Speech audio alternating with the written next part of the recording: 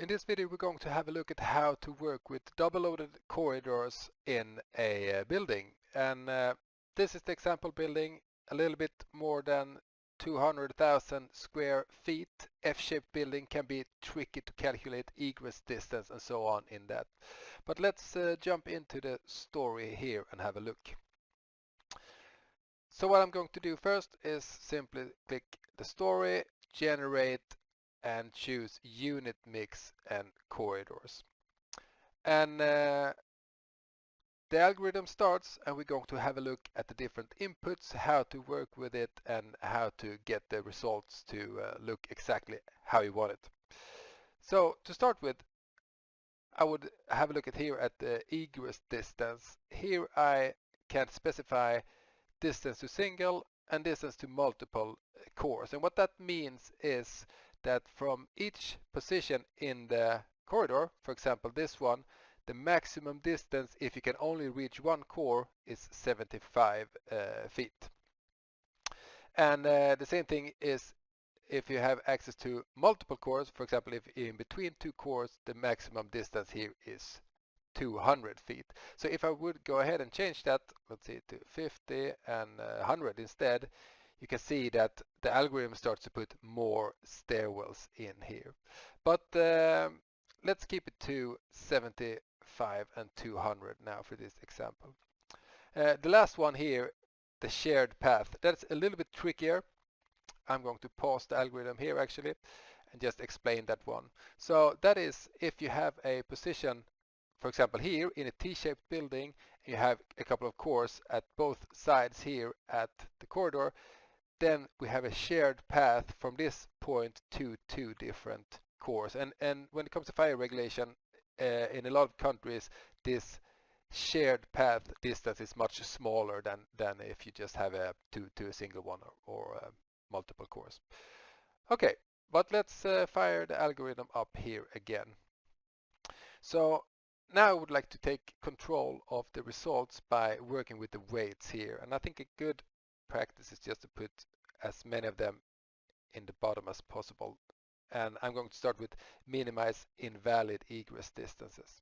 So I keep that one in top. And what that means is basically that it tries to get rid of all of invalid points here in the corridor. And if I force the number of stairwells down to 2 stairwells here, you can see that we end up with invalid points. And what that means is that it's too far away from this particular point to the nearest exit route here in this core.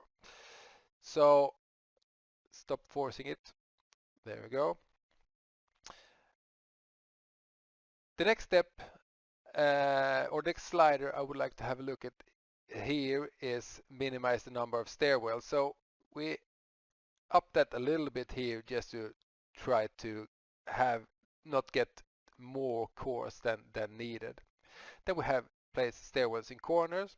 I mean, this solution we're looking at right now, it has 3 stairwells, no problem with egress distance, but from an architectural point of view, I would say it's probably not a good idea to put the stairwell here.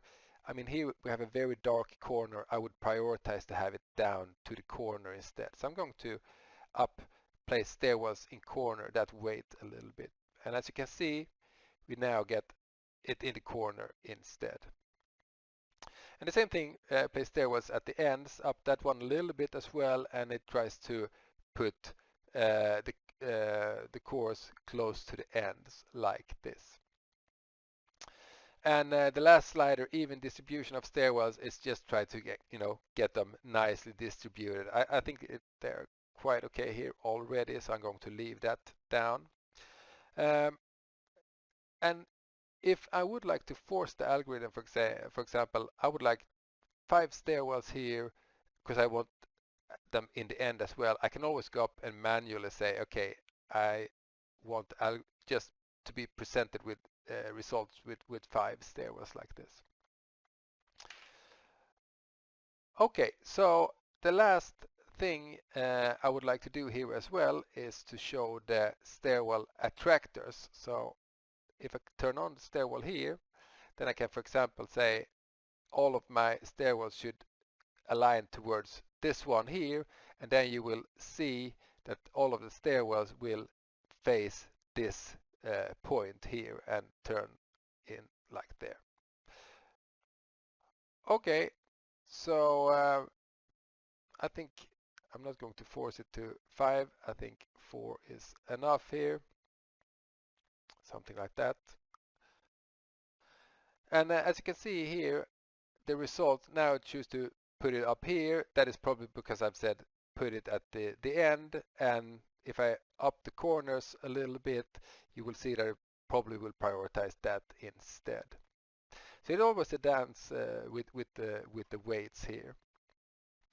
Okay, I think this result suits me well. We have at the ends, we have in the corners here, that's fine. So there's two different ways now. Either I just say generate units and we will start generate units around, but I would like to manually adjust some things as well, so then I can always go ahead and just apply it to the plan.